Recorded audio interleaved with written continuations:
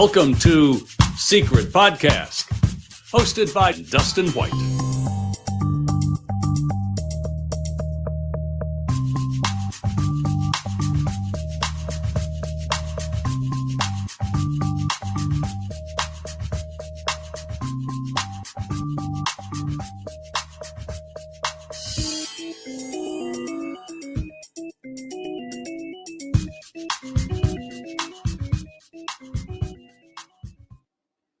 Welcome to Secret Podcasque.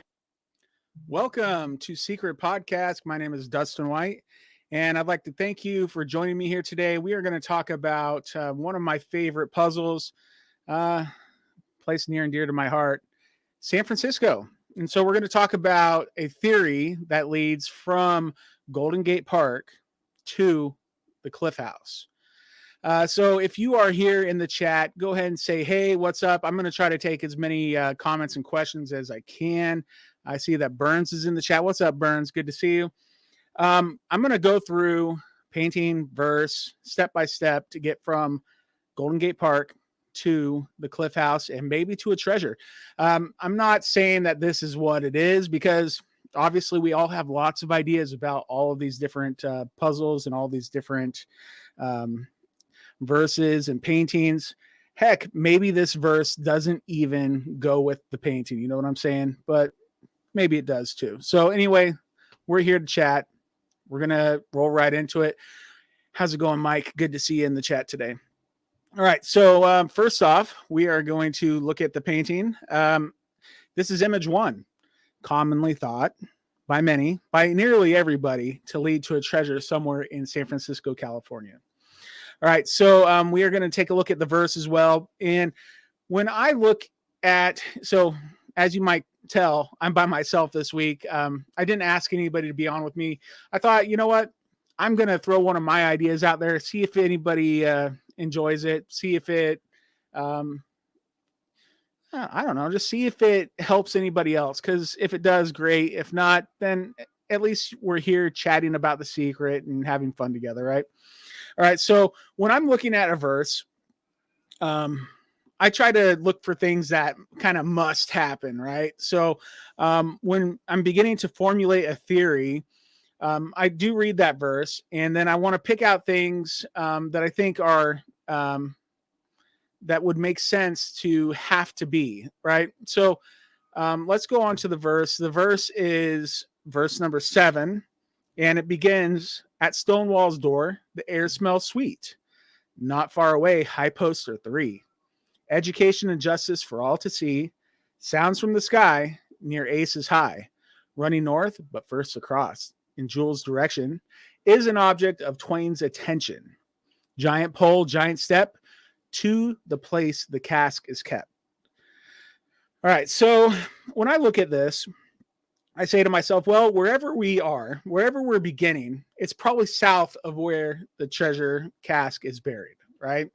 Because it tells you, basically, it says you're running north, or it says running north, but first across. So to me, in my brain, that says, well, I'm obviously south of whatever spot I'm supposed to end up at. And so that's kind of one of the places I start. And then, like, I'm thinking, I read the rest of it and I see giant pole, giant step. Well, wherever I'm going to probably needs to have some sort of giant pole or something that could be interpreted as a giant pole.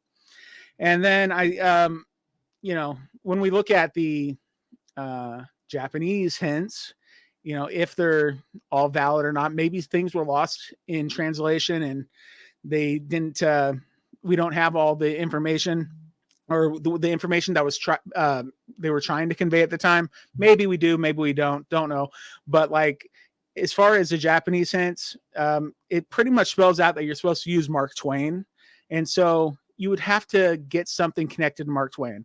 Those are the 3 things basically that I read, that when I'm looking at this verse, I think to myself, well, we probably should incorporate that stuff, or at least that's a place to start. So that's kind of where I started. All right, so let me get the next image up here. The next image is, oops, it's going crazy on me. All right, we see the Japanese hints. It says the keywords are sweet, high posts, education and justice, sounds from the sky, ace, Twain, and giant pole.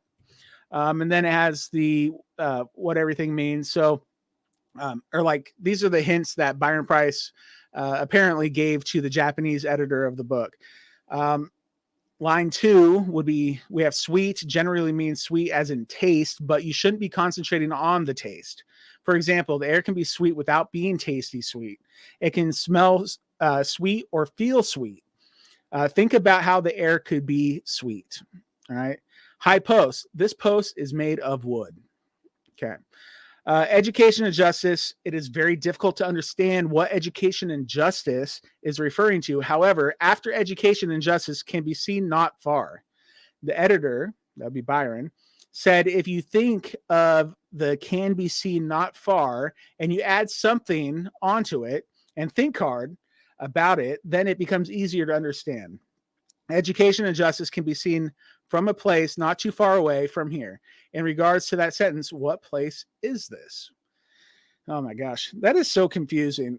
Anybody else confused? Raise your hands in the chat. Like that sounds super confusing, but it must have made sense to Byron, and maybe something was lost in translation, or maybe it's word for word. Don't know. All right, line 7 is there's a hint for sounds from the sky. What is this referring to? There are sounds that are heard from the sky. For instance, the sound of a bird, sound of a plane, sound of the wind. There are also sounds that are not registered by human ears and cannot be heard without a special machine. Kind of making you think of like radio or something. And line 12, twain. It's not splitting rope. It's a phonetically sounded out name. And I think another version of the translation said the famous one. So referring to Mark Twain, likely. All right. So we're going to start where everybody starts, at Stonewall's door. All right. So something that I was thinking about, like basically when you read this verse, you look for all the giant poles in San Francisco because most people believe this verse goes with the puzzle from San Francisco. And you have to think to yourself, well, where would I start? Okay, basically there's a totem pole, giant totem pole at the Cliff House. And that's where you basically end, but it's also where you kind of start because you're looking for that giant pole. And you have to see what around it might fit the rest of the clues. So one option for at Stonewall's door, well, gold can be found inside of stone, right? So on the image on the screen I have, on Earth, it says on Earth, gold is found in ores in rock formed from the pre-Cambrian time onward. All right, so gold is found in rock, so in stone, and then you have Stonewall's door. Well, another word for a door is a gate, so maybe Golden Gate Park, maybe. There's also some other options that I'll present as well, but that's an idea. So maybe at Stonewall's door is talking about at one of the ends of Golden Gate Park. I have an image of a map showing the westernmost end of Golden Gate Park and up toward where you ultimately would get up to the Cliff House for the end of this. So everything is located on this map that's currently on the screen. I'm going to go to the next slide here. And here's a picture of part of the art by John Palancar. This is reversed to say G and H. If you take the front of the woman's dress to be the shape of Golden Gate Park, like the main portion, which has the serpent or the dragon inside it, like a lot of people do, the top part of this, which would be the western end of Golden Gate Park, is bordered by something called the Great Highway. And it actually, if you look at a map, there's like a dip in the Great Highway right at the edge of Golden Gate Park, kind of just like you're seeing in this image. It's a little less pronounced, but it is there. There's a dip right in the Great Highway. So that could be indicating go to the Great Highway. And so that's what I took this as far as this goes. Another option for at Stonewall's door could be Lincoln, like Abraham Lincoln, the president of the United States. So Okay, I need to say this off the top. Some of these things, like I'm not completely sold on myself, but they seem to fit the best going to the Cliff House. And maybe these are what it means. Maybe it's completely off, and maybe we're supposed to use a different verse completely. But a lot of people believe that in the painting, there's a rock formation that, when turned on its side, becomes the face or the side profile of Abraham Lincoln. Some people think it's John F. Kennedy. I've seen Ronald Reagan. He was the governor of California at the time, and just about to become United States president himself. So could it be Lincoln? Could it be Kennedy? Could it be Reagan? It could be any of them, I suppose. From what I understand, John Michaels said that at one point, I think this is John Michaels said it. He was like on the phone with John Palancar, and they said something like, yeah, some people think it's John F. Kennedy, and then Palancar and his wife both shouted out Lincoln or something like that. And so if he intended it to be Lincoln, I guess it's Lincoln. But it kind of also looks like a side profile of like one of Kennedy's brothers too, a little bit. Robert Kennedy, who was also, was it Robert Kennedy? Yeah, Bobby. He was also assassinated in the 60s, just like his brother John. But don't know. So anyway, there is Lincoln Way. It is the southern boundary of Golden Gate Park. And so maybe at Stonewall's door, you're supposed to be at the southern border of Golden Gate Park, because Stonewall Jackson is he's like basically, I think, the second most famous member of the Confederacy. Like, I think he's even more famous than like who was the supposed president of the Confederacy, like Jefferson Davis. A lot of people know him, but like when you think of Civil War, you think of either Robert E. Lee or Stonewall Jackson typically. I think it could be Lincoln was the door that cut off the Confederacy. And so he was basically Stonewall's door. It's really, really weak. But,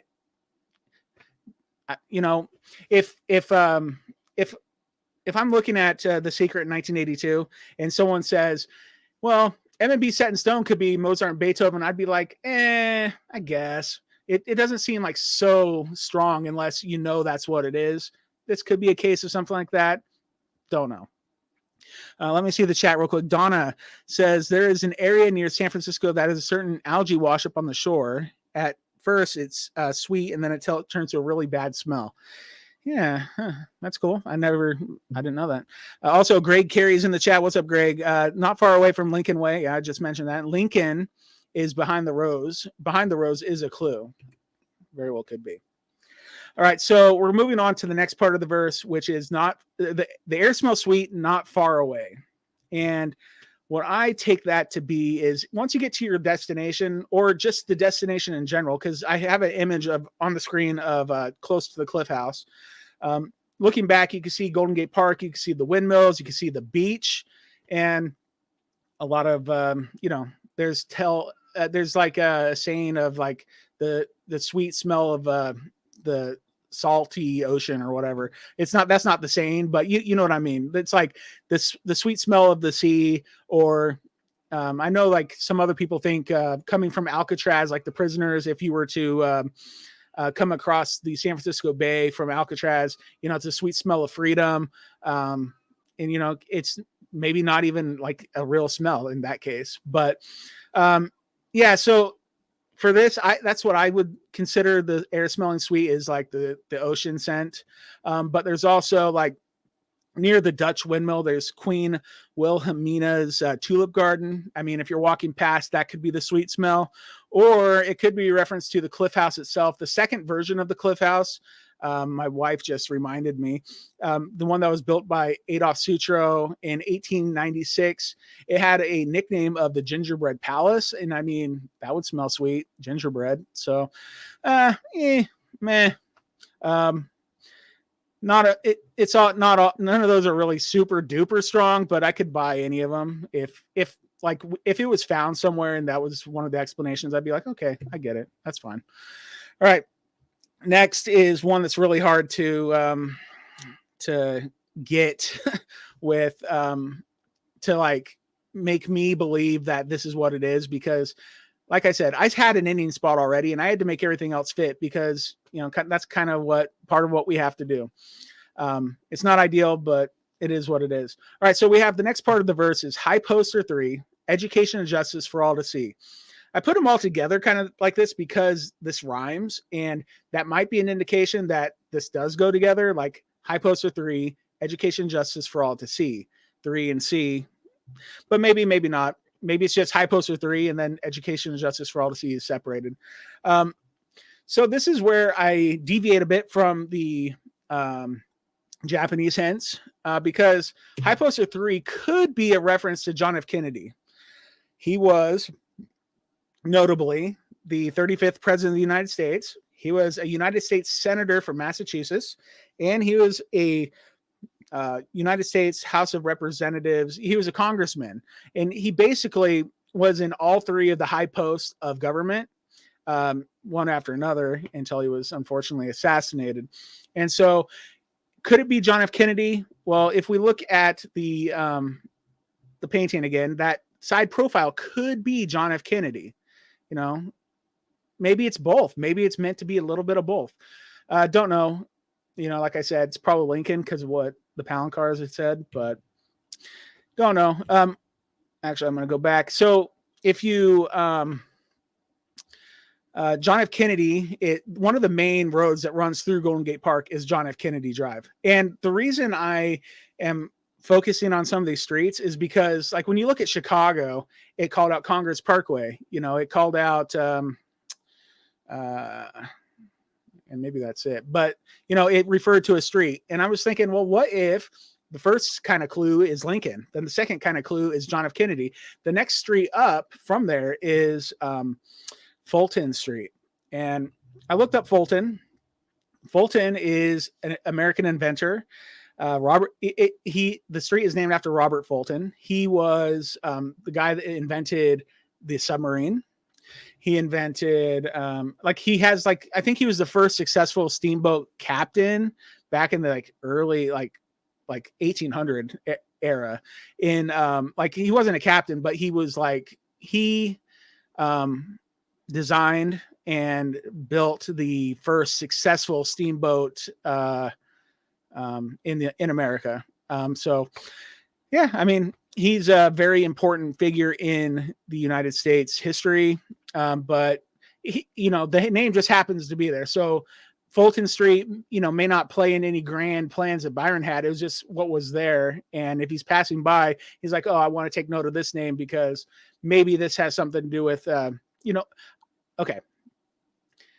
Like, the reason I have Robert Fulton in here is because maybe he's education. Maybe. I don't know.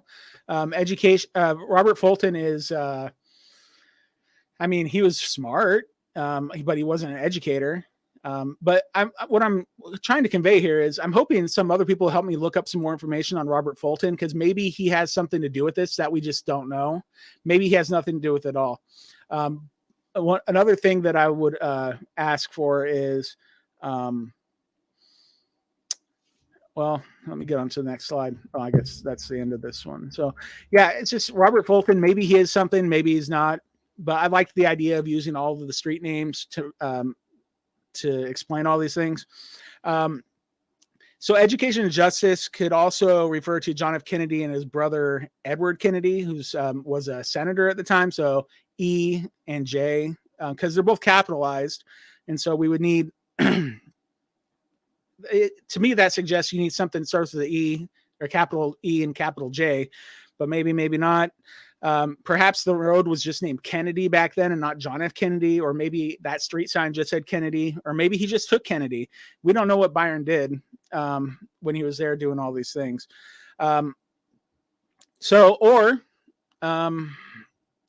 Let me see. Education and justice for all to see.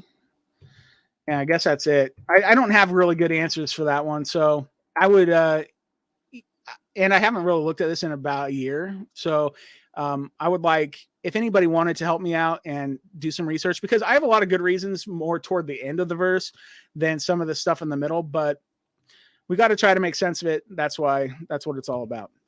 All right, sounds from the sky. This one seems pretty obvious if this is all correct and if this is in the right path that Byron wanted us to take. Oh, also, education and justice might be something that was there at the time. It's gone now. So that's also another possible explanation, and we just don't know. So, all right. So sounds from the sky. I have this. This is a siren for tsunamis. It's over across the wave, or it's right across the street, right between the ocean and Golden Gate Park. This is just one example. There's lots of them all up and down the beach.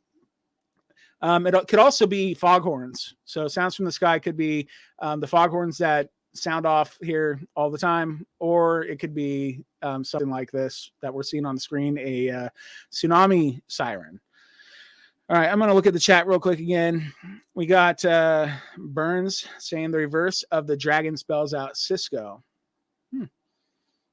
I like that, San Francisco. Greg is in the chat, says air is too general. I think he's using a homophone. It could be air is sweet, like H-E-I-R. So someone that is the heir of something. Sure, yeah, that sounds cool. Greg also says that the Suture Tower is a high post. Made of wood in the image. Okay, maybe. Michael says right direction. Thanks, Michael. And he says also talking about Three Generals by Tunstall's Grave. I'm not sure what that is. Yeah. So Tracy says tsunami sirens are not that old, but I know these ones probably aren't, but you got to imagine they had something back in the day. If not, then definitely foghorns. I tried looking up some information about the tsunami sirens. Can't find a whole lot. All right. So next, here's a pin on the map showing where that siren in particular is.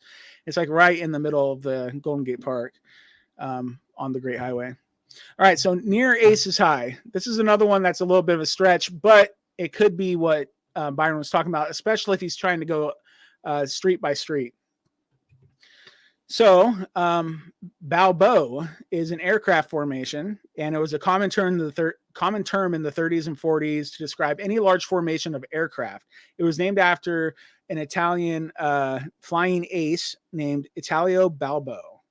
All right, so Mr. Balbo here was a flying ace. I'm guessing in maybe the World War II. But the reason I have Balbo picked out is because the next street is called Balboa Street. And that's named after, actually, I have in a note here. Balboa Street was named for the first European that discovered the Pacific Ocean, Vasco Nunez de Balboa. However, Balbo, like I said before, is used to describe any large flight formation, and it's named for that ace pilot, Balboa. Yeah, it's not exact, but I think if this is the path that Byron was taking, he has to use what's around him. And if this was the best idea he had at the time, it was the idea. Balboa is spelled the same as Balboa, but Balboa has an A at the end. Again, kind of weak. There's some other options for Aces High, like right to the north of this is Sutro Heights. It's just prior to getting, like, it's on one side of the Great Highway, and the Cliff House is basically on the other side of the Great Highway. So maybe you're supposed to go toward Sutro Heights. Don't know. Next is, all right, so we got running north, but first across in Jules' direction is an object of Twain's attention. All right.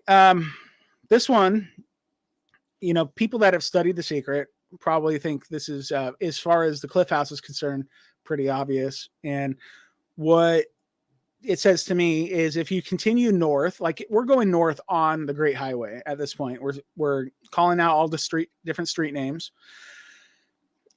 So you're going up like the right-hand side of the street. You would then go across the street to the Cliff House, because Cliff House is a known place to have captured Twain's attention, at least in a couple of articles he wrote for various publications. And I'm sure he probably spent more than 2 trips there. Like he probably had been there often. I don't know. but he has written about it a couple times. And one of his writings, give me a second, I need a drink. One of his writings said nice things about the Cliff House, and one of them was a journey to the Cliff House very early in the morning, like at 4 a.m., and he was miserable. So he says it's best to go to the Cliff House after 7 a.m., and I can't help but to agree. That's probably right. I would probably rather go around that time too, because especially out there on the beach, it's super cold like all year long. So so going to the Cliff House, I have an image up here of Mark Twain and the original Cliff House built in the mid 1800s. This photo has a caption that says, "The Cliff House during the Civil War. Mark Twain took a carriage ride out to Land's End and visited the location. One day that year, he described his trip to the outskirts of town on how cold it was in the wagon ride out to that foggy location." That was the not so good version. Let me see. I think I have his other account of going to the Cliff House. One moment. I'm pulling that up. His other account that's more pleasant.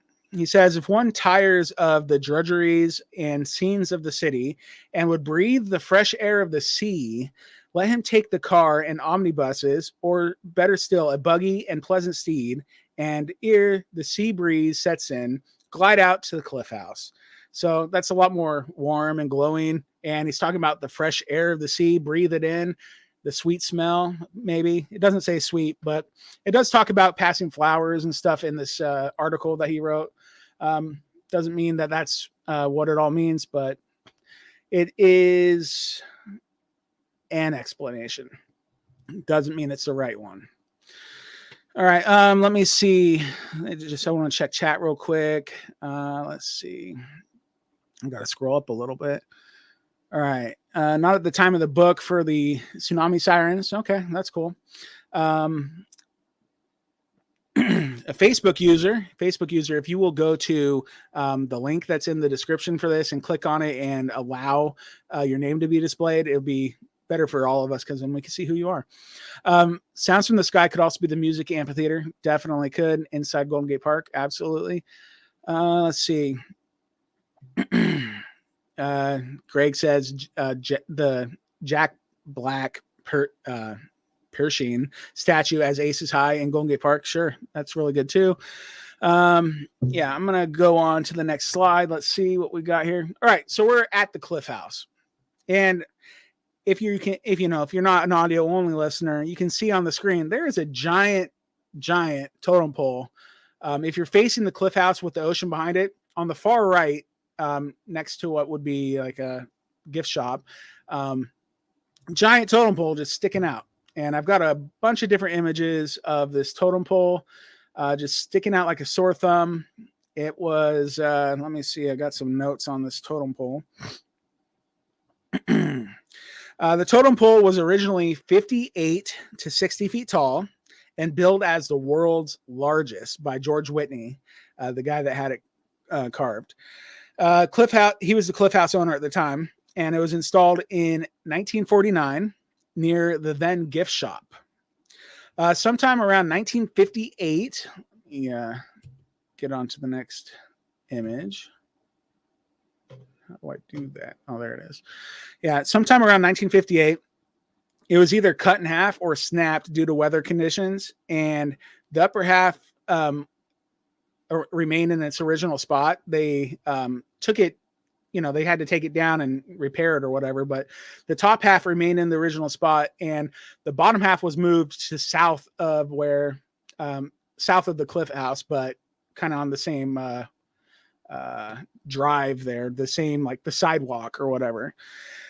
And in this image, you can see where that bottom portion of the totem pole ended up, because the top portion was up by the building. The bottom portion was moved over to where you see it in this image now. All right, so it was in place. Let me see here. In 1987, the upper half that was in front of the building was moved to where it currently is right now. And it's still there today. So that happened in 1987. I got verification from the people that currently own the totem pole. They're called the Western Neighborhoods Project.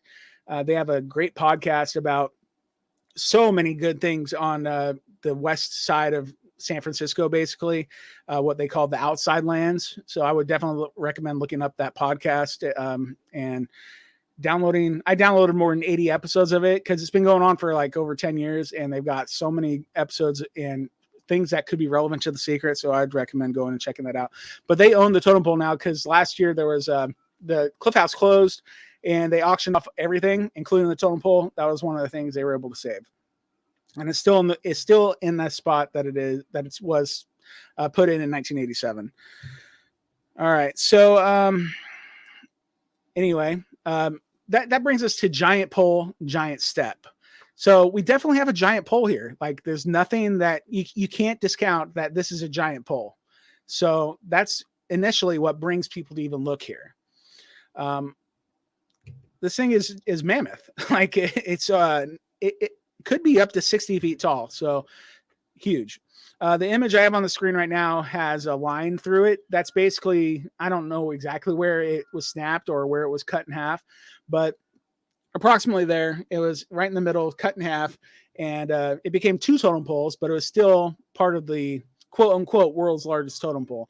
It probably wasn't the largest totem pole in the world, but the guy that had it made, he was like a larger than life figure, and he was like a showman and a salesman, and he would say, you know, even if it wasn't the biggest in the world, he's someone that would say the world's biggest just to get people to come and check it out.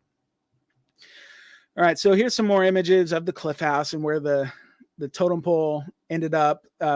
Like I said, it was moved south of the Cliff House in about 1958. So for a while there. Oh, here's another image of it in 1962. This is the southernmost portion of the totem pole, which would be the bottom portion in this image, and it's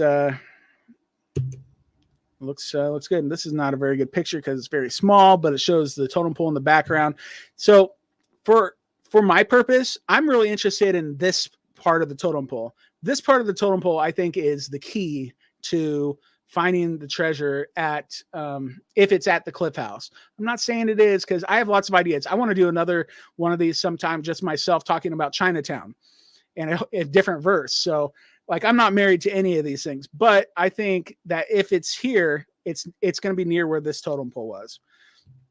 So here's a look at the totem pole after it was cut in half. And this is the side that is northernmost, which is close to the gift shop and everything at the Cliff House. I have this picture that I found. It says, the caption says, a crowded 1979 day at Kelly's Cove, which is just south of the Cliff House, with the Cliff House in the background. And so we know that Byron was burying these things in, you know, maybe as early as the late 70s, but probably 80 or 81. And so this is a photograph of what it looked like during that time. And I don't know if you can see it too well, but there is a totem pole. One half of it is right here, and this is, like I said, this was in place from 1949 until 1987. So it would have been there when Byron Price was in town. Here's just another look at the Cliff House. I think I already have that picture. Another look at the Cliff House with the totem pole in front of it. And then let's get on to the next image. Okay, so here's another like above view, like from Sutro Heights of the Cliff House. And you can clearly see that the totem pole next to the gift shop is so much smaller than it was when it was, you know, first made. And as you can see right here in the middle of the screen, it says Whitney's. Whitney owned the Cliff House for a number of years. And right down the road, in between the Cliff House and Golden Gate Park, there was a amusement park called Playland for a number of years. It shut down in the early 70s, so probably not part of the secret. This is a look at where the current totem pole is. Let me see what year that happened.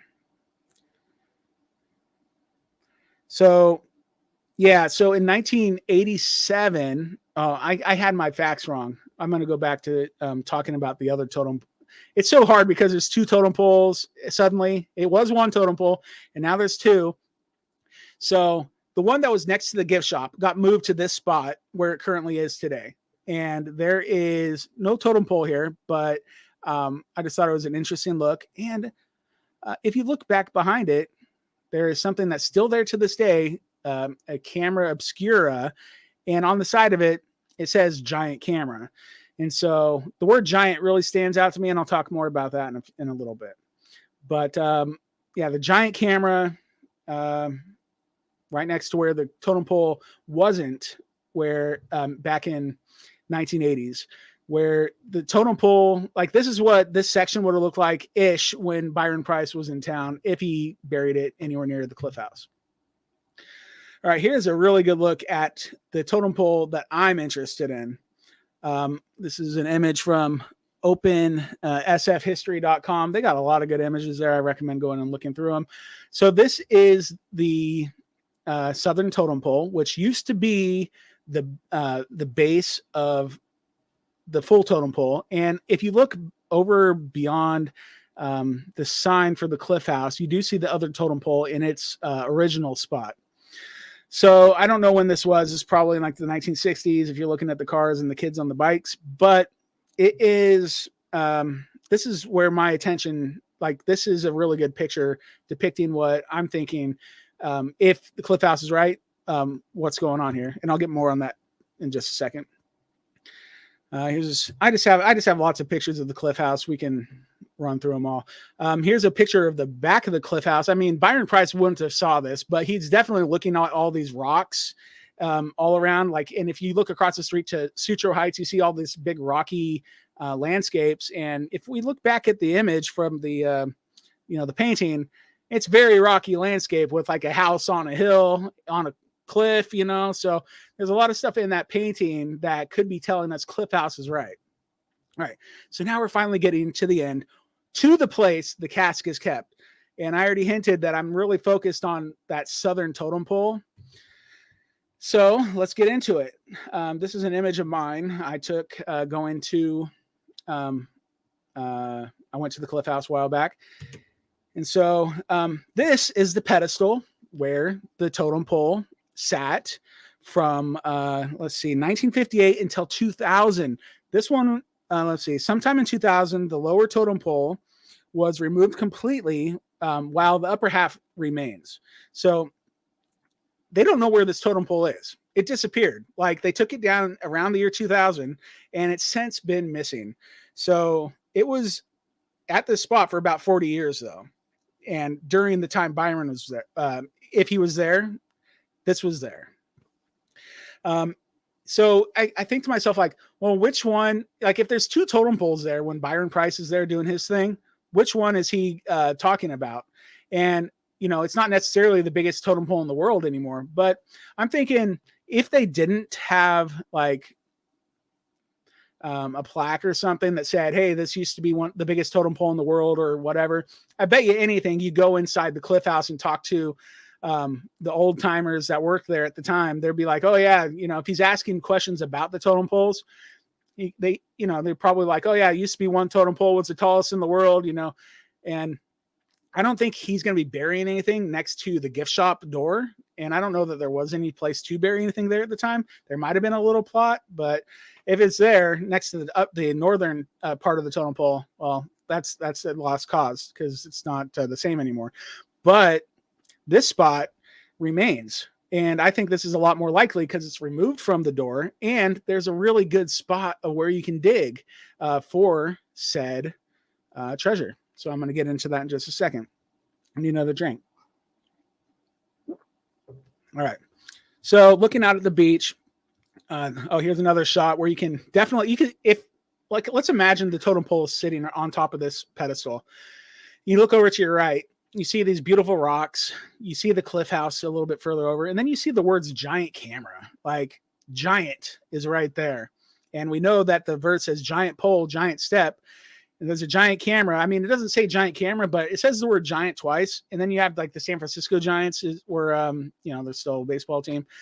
A lot says San Francisco, but then like at this spot, I mean, the word giant really pops out. So, all right, let me see. So this is the little walkway that is in between where the totem pole was, and there's a cliff that goes down to the beach. So here's like a little panorama. If I zoom in, you can see Golden Gate Park and the windmills out there in the distance. So very picturesque, very beautiful. And then I do a panorama shot here. This rock will come into play pretty soon in a minute. You see the giant camera.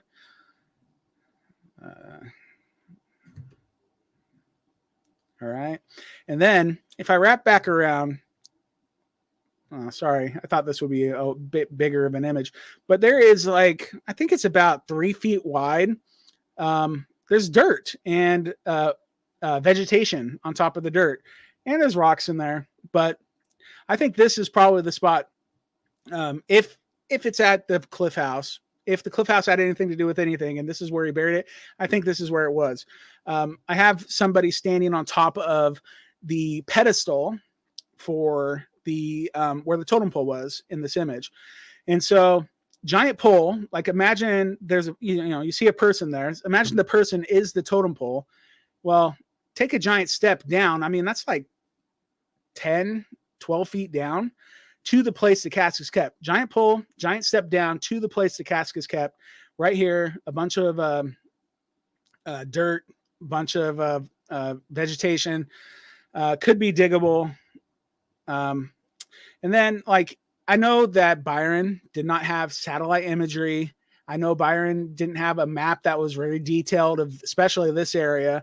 But if he's standing basically next to that totem pole and takes a Polaroid looking down, he could still capture much of the shape of the sidewalk down there. And it looks like the part in the woman's hair in the image. I know a lot of people also really like Golden Gate Bridge for this, and that's totally cool. That works too. It's just something I noticed as I was looking through some of the imagery. All right, so this rock here. So if you're standing basically at, quote unquote, the dig site, and you're looking straight at the ocean, you see this giant rock, and it looks awfully similar to the rock that's at the top of the image with the door on it. So like what could be the Cliff House. It's like something with a room, at least one room on a cliff. Maybe not. I'll flip back through so you can take another look at it.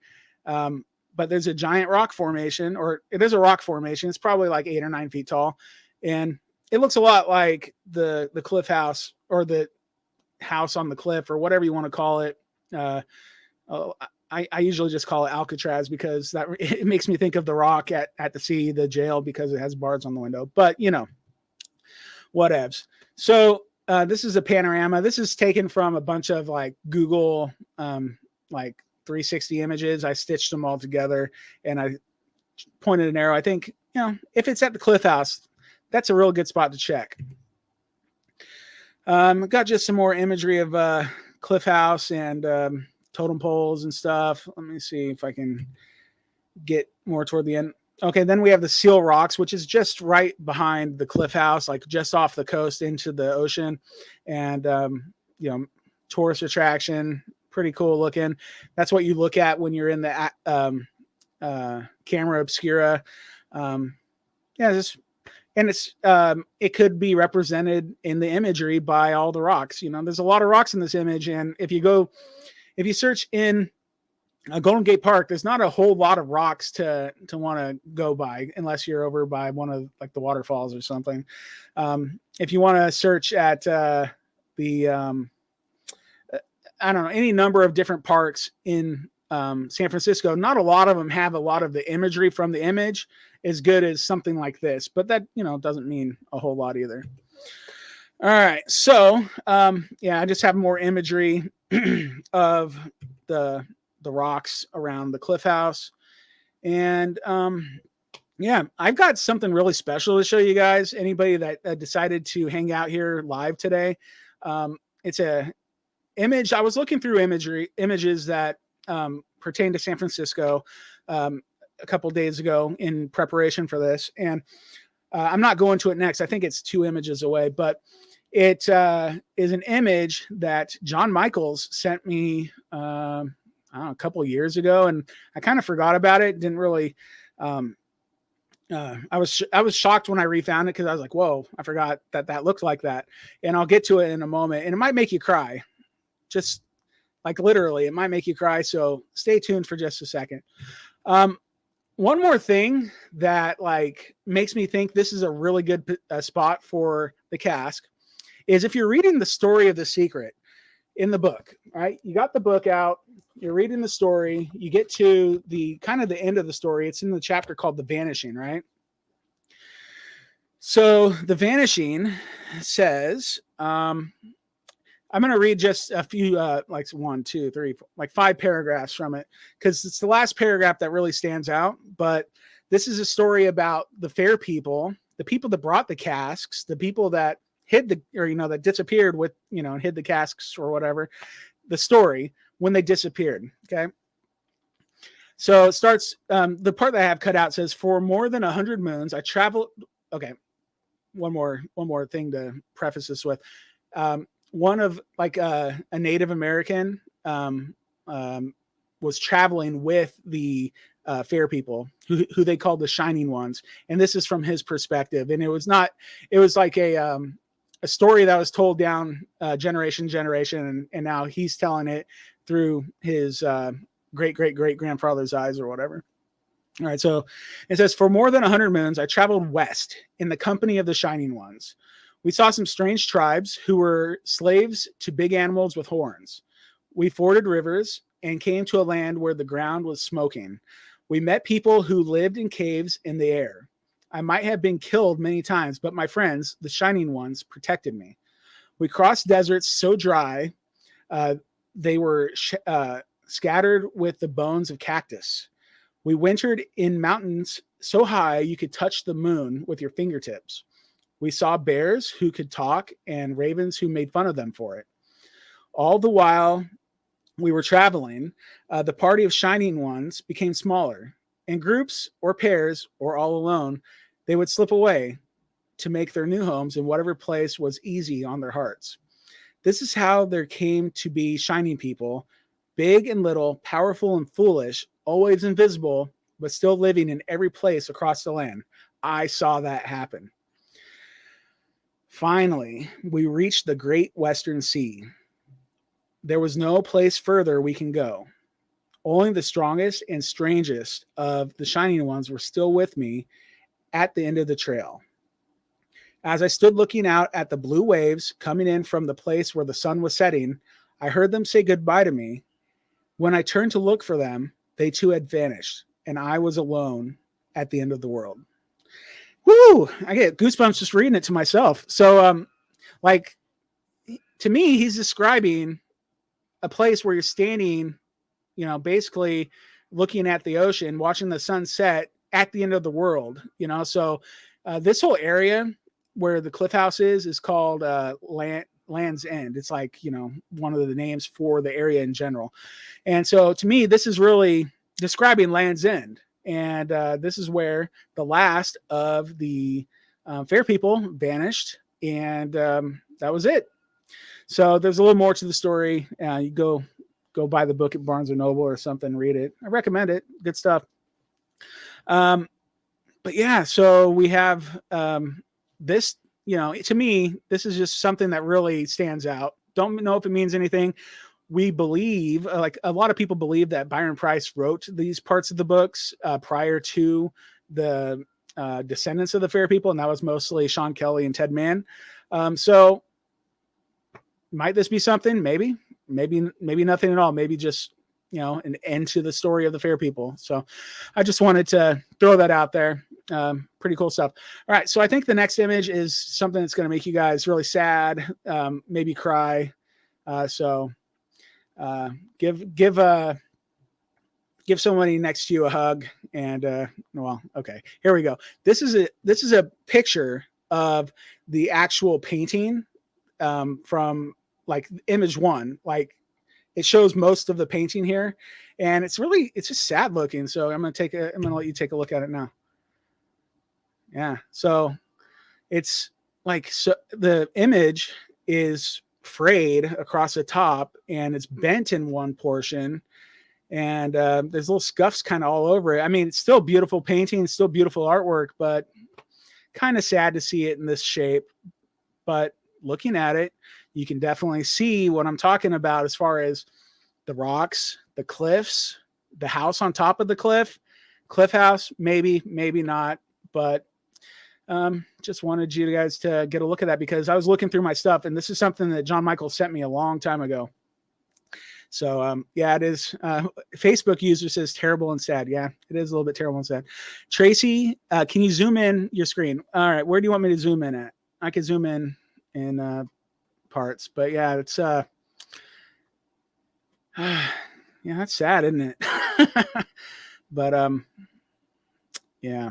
Anyway, this is the something that John Michaels just happened to send me a couple years ago, and I was shocked to see it at the time, and I guess I tried to block it out of my mind because I didn't want to think about it because it looked kind of sad. But this is the top portion of what remains of the original image one. So I wanted to share that since I found it. I don't know whose thumb that is. Might be John Michaels, I guess, because he got to. I'm guessing he got to go and see all these paintings and everything when he was working up all the tribute stuff. I don't know. Maybe that's where this came from. Not sure, but yeah, this is a rarely seen look at the painting here. And I looked through the rest of my stuff. I think I might have one more image that was different than anything else I had seen, but yeah, pretty crazy. Do you want me to zoom in anywhere else? Chat. Yeah. So anyway, I think let me. I'll come back to this in a moment. I just want to see if I have any other imagery, or if this is the last one. Yeah, I think this is the last one. Yeah. So anyway, those are the reasons I think it would be a good idea to look at Cliff House. Like I said, Golden Gate Park itself has a lot of good options. When we look at like Chinatown has a lot of good options. Like I didn't even touch on any kind of like immigration heritage stuff in here because I didn't find a whole lot, but maybe it's just enough knowing that San Francisco has like the biggest Chinatown and that's all you need to know. But I mean, when I look at Chicago, Cleveland, and Boston, immigration played a little bit of a stronger role, and at least it appears to. So Dan Myers wants to see the walkway and the hair part again. I'll go back to that real quick. Yeah, but I'm going to wrap up pretty soon. I do want to thank everybody for being here and listening to me. I hope it was at least educational, if nothing else. Yeah, so, okay, there's the hair, and it's reminiscent of this walkway that is directly beneath where the totem pole would be. If you look, this little square here in the lower left, that's where the totem pole sat on. And so directly beneath that is where, if this is where the casque is, or like if it's Cliff House, I like that spot the best. You might know my wife and I from like the shadow theory. Shadow theory doesn't really work on this, and and it might work in some places. It might not necessarily be a thing anywhere. It seems to work in Chicago, but maybe not. So anyway, that's it. So let me go back to that last image of the painting again. Maybe I'll put that up on Facebook. You guys want that up on Facebook, and then you guys can have that image too, so you can look at it a little bit closer. Just let me know in the chat. All right, real quick in the chat, we got. I didn't read very many of these. Let's see. All right, Dave Budlong. I believe you're correct in thinking that it was the pole on the south side because that is the side the camera obscura is on and closer to the park. Yeah, it's closer to the park, and like yeah, you're right, Dave. Like you look to your left and see the word giant. It's a giant camera right there. I mean, it's a good idea. Dan Meyer says, "When are you going to go dig it up?" Probably not going to go dig it up. And if anybody wants to go take a look, I mean, that's your decision. David Budlong also said, actually, you're onto something. I think with the sidewalk, but use of the rock to represent her hair. And the crevice in the front of the rock is shaped like the part in her hair. Oh, yeah, it kind of is, isn't it? Yeah, I can see that. And then people wanted me to look at or zoom into this imagery. All right, so you'd love to have that image on Facebook. All right, I'll post it on Facebook here in about 5 minutes or so, and you can save it and look at it to your heart's content. But I just want to say thank you so much, everybody, for being here today. I am going to wrap this up and play the outro music now, but I don't know. Let me know if you enjoyed this, because I might do something like this once a month where it's just me doing one of my theories or one of my wife's theories. Maybe I'll get her on with me one of these times. I don't know. And, in the other days of the week, we can have somebody else come and chat about, because I have like multiple theories for almost every single place. So just FYI. Let me see. Is there one other? Oh, next week is going to be St. Louis, Missouri. We're going to have a guy named DJ is going to be on. I don't know his last name, but DJ is going to be on with me talking about St. Louis, Missouri, possible casque there. I'm really excited because I don't know nothing about St. Louis. I've never really looked into it. And I know a lot of people love it. So I want to learn. Please. I'm not going to diss him or anything. I'm just going to be like, I'm going to be accepting of whatever he throws at me, because maybe all those St. Louis people are right. All right. So that's it, everybody. Thanks for being here. How about New York with Adrian? Heck yeah. I'd love to do New York with Adrian one of these times. Yeah. Sweet. Burns, thanks for the podcast. Well, enjoyed it. Hey, awesome, man. Glad you enjoyed it. Greg, you're welcome. Everybody, you guys have a great rest of your weekend. Thanks for being here with me today, and take it easy. Bye-bye. Thanks for listening to Secret Podcasque. We are not affiliated with the website 12 Treasures, Pokemon Go, New Coke, The Clapper, MC Hammer, My Sleep Pillow, Reebok Pumps, or anything colored in mauve or fuchsia. Secret Podcasque is full of vitamins, contains no trans fat, has 0 calories, no additives or preservatives. It's all natural, farm to table, and is organically sourced to provide you with the maximum entertainment. Join in the conversation on Facebook at facebook.com/groups/The Secret A Treasure Hunt, all one word.